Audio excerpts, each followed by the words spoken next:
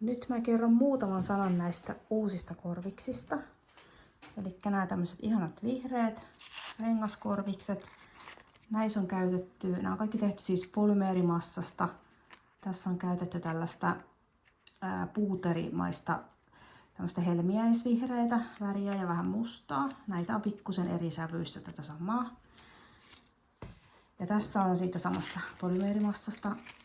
Tässä on kokeiltu tämmöistä lehtikuvioa ja sitten mä oon leikannut sitten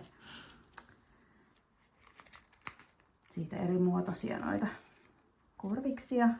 Toi lehtikuvio on aika kiva. Ja sitten sillä uudella muotilla mä leikkasin myös näitä purkkakorviksia. Nämä on ihan niinku purkan oloisia.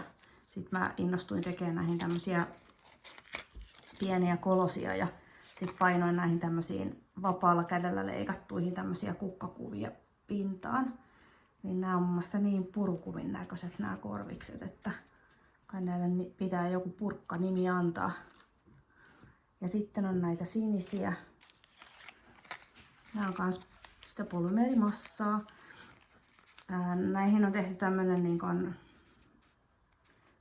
marmorikivinen tää rakenne. Tässä on käytetty muutama eri väriä ja akryyliväreillä on sitten värjätty tämmöistä läpinäkyvää polymeerimassaa.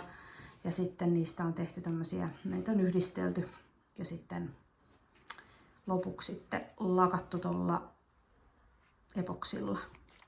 Näistä tuli ihan kivat. Varmaan käytän enemmänkin jatkossa tätä